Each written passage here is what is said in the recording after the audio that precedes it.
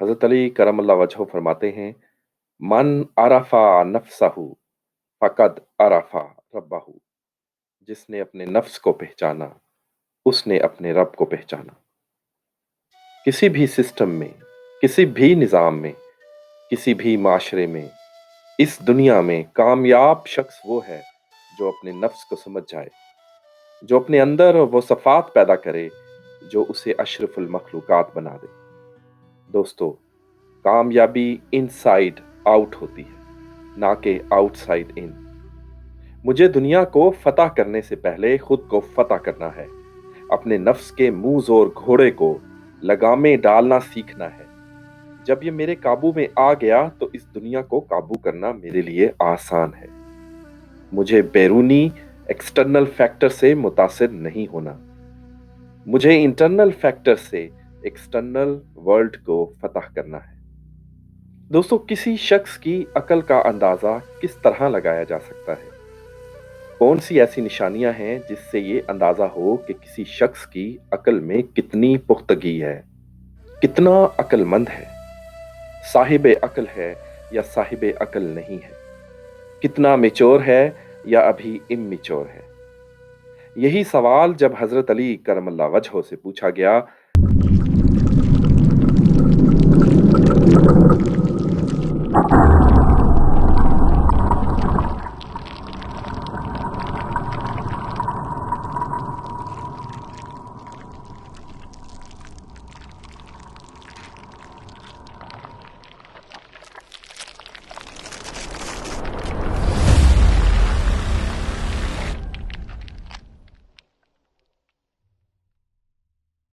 हज़रत अली करम वजह ने फरमाया कि देखो, किसी भी शख्स की अक्ल और अक्ल की पुख्तगी का अंदाज़ा उस शख्स के अंदर मौजूद 6 सिफ़ात और 6 अलामात से लगाया जा सकता है। आपने फरमाया कि 6 हालतें ऐसी हैं कि जब हम किसी शख्स की अक्ल का अंदाज़ा लगा सकते हैं। आपने फरमाया कि पहली हालत, जब कोई शख्स गुस्से की हालत में हो, तो उसकी अक्ल की पुख्तगी का अंदाज़ा लगाया जा सकता है। आपने फरमाया, अल हिल्मु इंदल गज़ब, clemency at the time of anger. गुस्से में बद इखलाक हो जाता है या इखलाक को मलहूज़े खातिर रखता है। गुस्से की हालत में नरमी और हिल्म को बरकरार रखता है या आपे से बाहर हो जाता है। अपने जिस्म, अपनी जुबान, अपने चेहरे के तासुरात और अपने वजूद को हिल्म पर, नरमी पर, इखलाक पर बरकरार रखने वाला शख्स अक्लमंद होता है। गुस्से में उसका हिल्म बता देगा कि उसकी अक्ल की पुख्तगी क्या है। गुस्से में वो अपने आप से बाहर हो जाता है या खुद पर काबू रखता है। गुस्से की हालत में चीजों को तोड़ने वाला, गाली गलोच और बद इखलाकी करने वाला, अपने आप से बाहर निकलने वाला शख्स अपनी अक्ल की कमजोरी, अपनी अक्ल की नापुख्तगी और अपनी अक्ल की नातवानी का इजहार करता है। अक्ली एतबार से वो अक्लमंदी के दर्जे से खारिज है। उसकी अक्ल बिल्कुल मुकम्मल नहीं। गुस्से में नफ्स पर काबू अक्ल का लाजमा है। दूसरी हालत आपने फरमाया कि वल सब्रो इंदल रहब। खौफ की हालत में, रहब की हालत में, इस्तराब की हालत में वो कितना बासबर रहता है। Patience at the time of fear. आपने फरमाया कि तीसरी हालत जिससे किसी शख्स की अक्ल का अंदाजा लगाया जा सकता है, वो उस शख्स की रगबत में उसके इरादे की पुख्तगी है।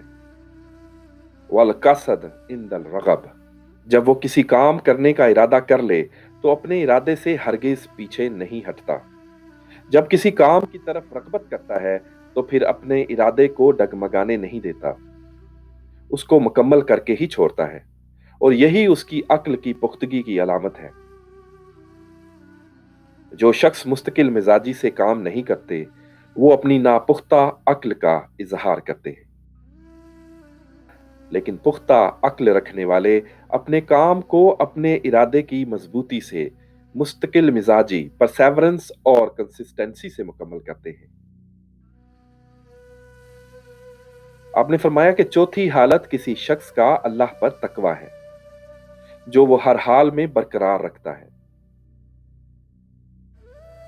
व तकवल्लाह फी कुल्ले हाल। हर हाल में, हर लम्हे में اللہ کی ذات پر تقوی اس کی عقل کی پختگی کی علامت ہے۔ اسی لیے تو قرآن پاک میں ارشاد ہوا، وَمَن يَتَّقِ اللَّهَ يَجْعَل لَّهُ مَخْرَجًا وَيَرْزُقْهُ مِنْ حَيْثُ لَا يَحْتَسِبُ وَمَن يَتَوَکَّلْ عَلَى اللَّهِ هُوَ حَسْبُهُ۔ اور پانچویں حالت جب کسی شخص کی عقل کا اندازہ لگایا جا سکتا ہے، وہ اس شخص کا حسن مدارت ہے، اس کا دوسروں کے ساتھ رویہ، اس کی محبت اور لوگوں کے ساتھ اس کی الفت ہے۔ حسن مدارت اور امیکیبلنس کسی بھی شخص کی عقل کی پختگی کی علامت ہے۔ لوگوں کے ساتھ سخت رویے سے بات کرنے والا، تکبر سے ملنے والا، لوگوں کے ساتھ کم گھلنے ملنے والا شخص، لوگوں کی دعوت کو رد کرنے والا شخص، اکڑ کر چلنے والا، اکڑ کر ملنے والا شخص، اس کی عقل کی پختگی پر شک کیا جا سکتا ہے۔ چھٹی حالت آپ نے فرمایا وقلت المعارہ کی صفت، یعنی بحث مباحثے، بلا وجہ لڑائی جھگڑے کرنے کی صفت، خام خواہ چوک چھونک کرنے والا شخص عقل کی پختگی کے معیار پر پورا نہیں اترتا۔ اپنی جھوٹی انا کی تسکین کے لیے مباحثے میں بڑھ چڑھ کر حصہ لینے والا شخص کمزور عقل اور ناتواں میچورٹی کی طرف اظہار کرتا ہے۔ Minimal engagement in ڈسپوٹیشن،